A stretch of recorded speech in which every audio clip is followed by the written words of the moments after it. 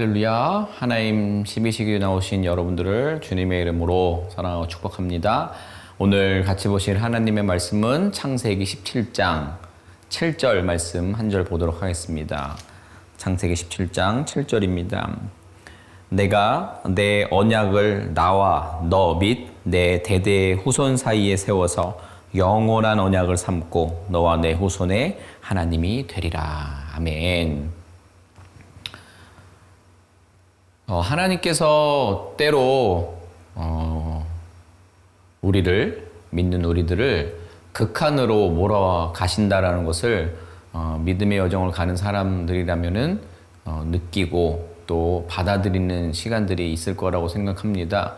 어떤 그러한 극한의 상황에서 우리의 연약함의 끝에 그 인내의 한계에 도달했을 때에 우리는 비로소 하나님의 뜻하심을 발견하게 됩니다. 아브라함이 86세에 이스마엘을 얻은 후에 또다시 13년의 시간이 지났습니다. 이제 아브라함은 99세가 되었습니다.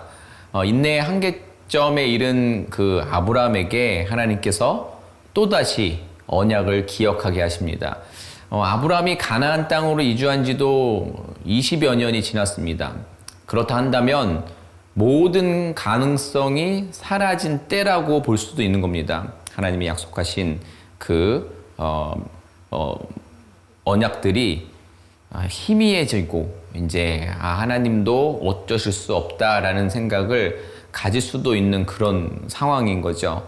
바로 그때에 하나님께서 오랜 침묵을 깨트리시고 하나님의 그 타이밍에 아브라함을 찾아오셔서 나는 전능한 하나님이다 라고 말씀하십니다. 아브라함은 이제는 불가능하다고 생각했지만 하나님께서는 바로 그때가 약속이 성취되기 가장 좋은 때로 삼으셨던 것입니다. 그래서 하나님께서는 지금이 가장 좋은 때이니 내 앞에서 행하여 완전하라 라고 명하십니다. 하나님께서는 모든 한계 속에서도 그리고 연약하고 죄 많은 우리를 통해 완벽하게 그 뜻을 이루시는 분이십니다.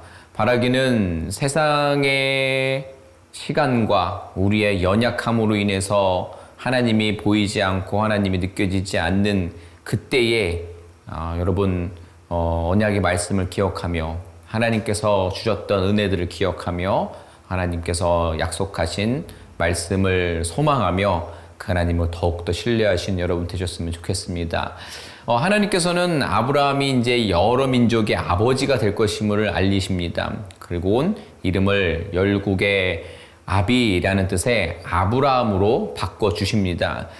성경에서 새로운 이름이 주어질 때에는 새로운 어떤 정체성, 새로운 사명이 부여됩니다. 하나님께서는 아브라함의 이름을 바꿔주심으로 그가 여러 민족의 아버지가 될 것을 확신하게 하신 것입니다. 이것은 오늘을 살고 있는 우리들에게도 분명히 적용이 됩니다. 이게 이 여러 민족의 아버지가 된 아브라함의 말씀이 우리에게 무슨 의미가 있느냐라고 생각할 수도 모르겠는데 우리에게도 고스란히 적용된다라는 사실입니다. 그것은 무엇이냐면 우리도 본래는 죄인의 속성, 죄인이었지만 주님께서 우리 안에 허락하신 그 언약의 약속의 말씀에 동참함으로써 그리스도인, 성도라는 새 이름을 받았습니다. 그렇기 때문에 우리는 과거의 모습을 버리고 그 이름에 합당한 삶, 그리스도를 닮은 모습으로 살아야 하는 것입니다. 하나님께서는 아브라함에게 다시금 번성을 약속하십니다. 그리고 그가 많은 민족의 조상이 될 것과 그들 중에 왕들도 나올 것임을 약속하십니다. 실제로 하나님의 이 약속대로 수많은 왕이 나왔고 정말 궁극적으로는 우리 만왕의 왕, 영원한 왕이신 예수 그리스도께서 나심으로 하나님의 아브라함에 약속하신 말씀이 하나님의 타이밍에 온전히 성취되었음을 우리는 믿음의 눈으로 보게 됩니다. 하나님의 약속 성취는요, 우리의 생각을 뛰어넘어 완전함으로 나아갑니다. 하나님께서는 할례라는 그 도구를 통해서 하나님과 언약 관계, 즉 하나님과 새로운 관계가 되었다라는 표징으로 삼으라고 하십니다. 할례는 언약의 표징을 몸에 새기는 것으로 언약의 하나님에 대한 신앙을 고백하는 것입니다. 이것을 단순히 어떤 그 남성의 어떤 정말 성기의 표피를 제거하는 그런 퍼포먼스, 그 세레모니, 그 의식이 중요한 게 아니라 그렇다면 우리가 유태인들 안에서 벗어날 수가 없게 되잖아요. 그렇기 때문에 오늘날 우리에게도 하나님의 백성됨의 표징이 있다라는 것을 기억을 해야 됩니다.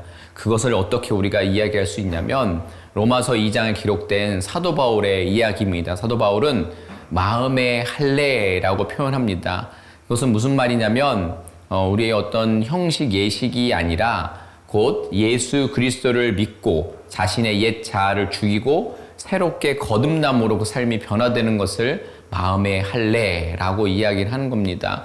그리스도 안에서 변화된 새로운 삶, 이전에 더럽고 죄악된 삶을 버리고 거룩한 삶을 사는 것, 그것이 바로 마음의 할례인 것입니다. 바라기는 우리 모두가 마음의 할례 받은 하나님의 백성이 되기를 소망합니다.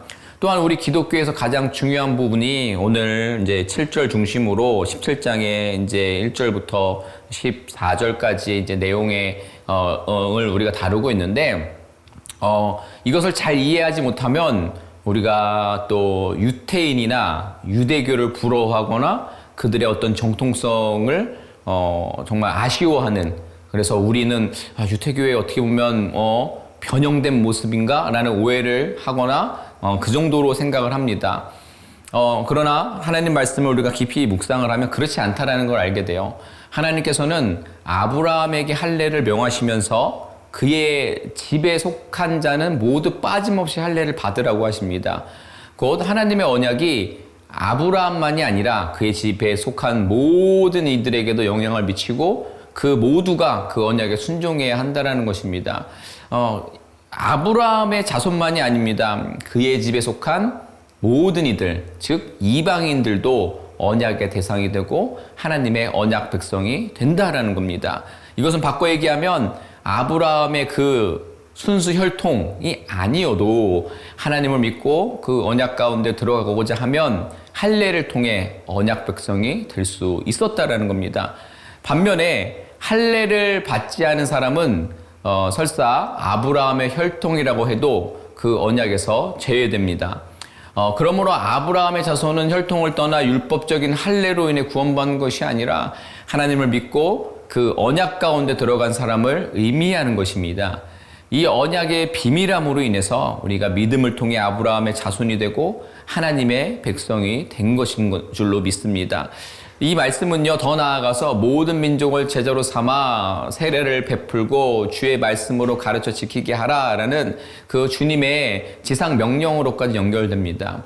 그 명령의 사명을 감당하는 하나님의 백성들이 되시기를 주님의 이름으로 부탁을 드립니다.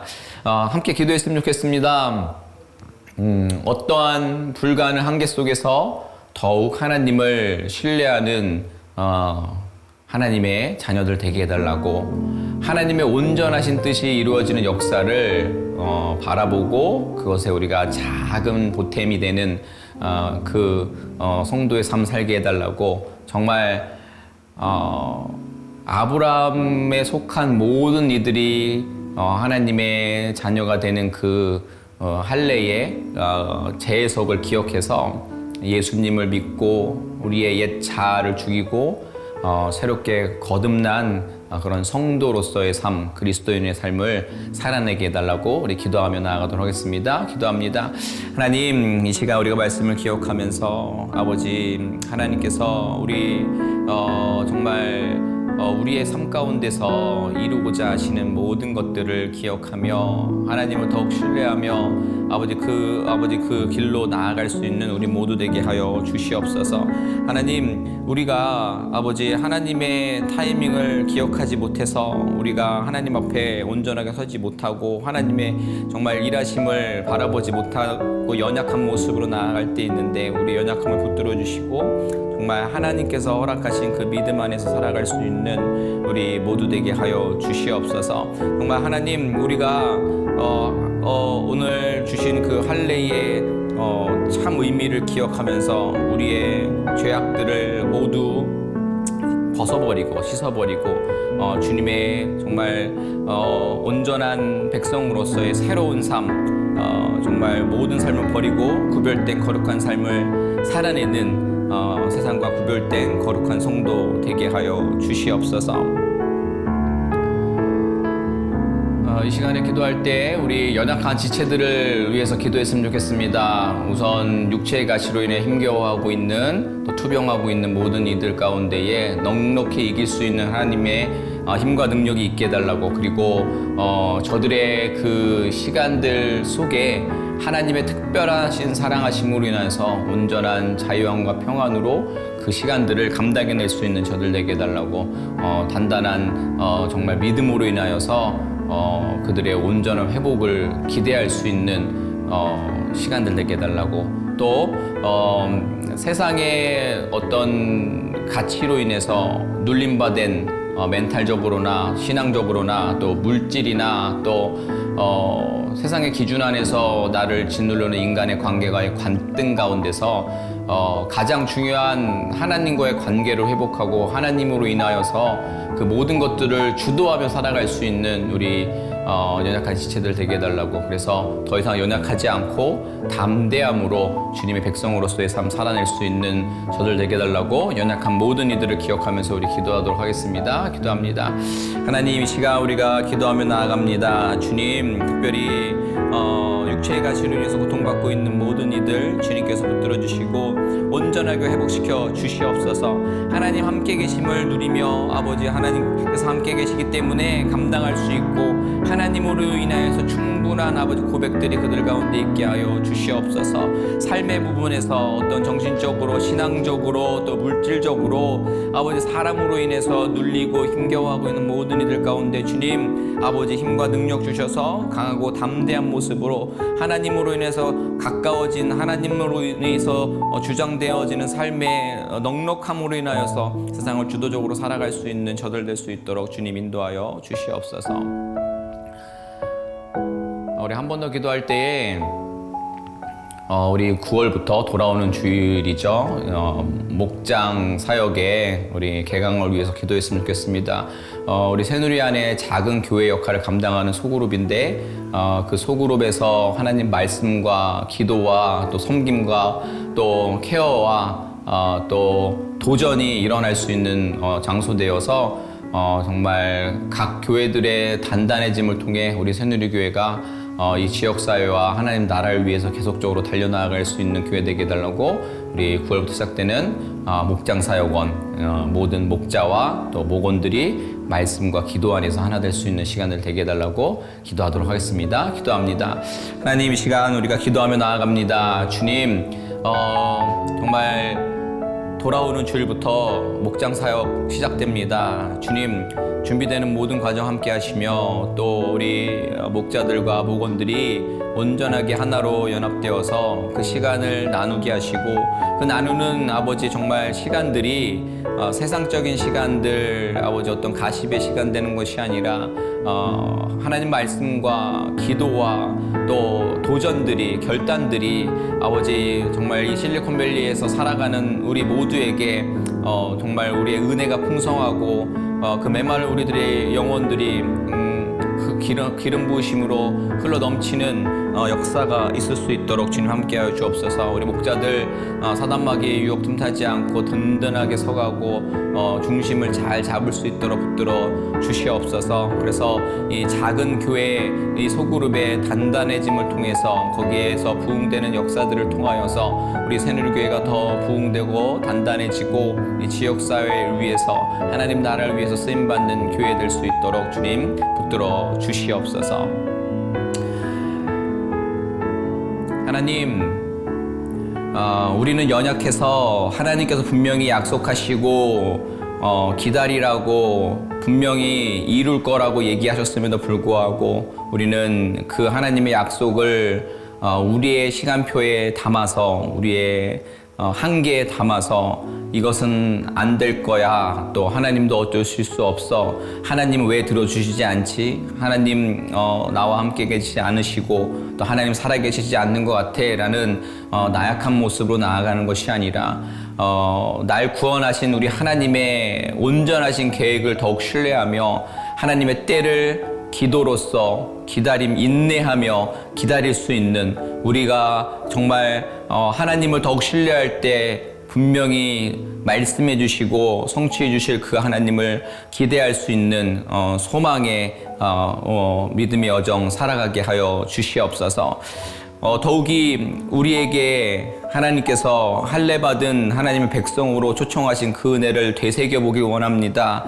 정말 죄악 속에서, 세상 속에서 그렇게 죽어가고 있는 저희들을 생명으로, 구원으로 인도하셔서 정말 그리스도인의 삶을 살아가게 하셨다라는 그 은혜를 기억하며 오늘도 다시 한번 마음의 할례를 정말 행하며 하나님 백성으로서 딱 다시 한번 붙어서 하나님께 속해 있음으로 인해서 충분하고 감사한 저희들 되게 하여 주시옵소서.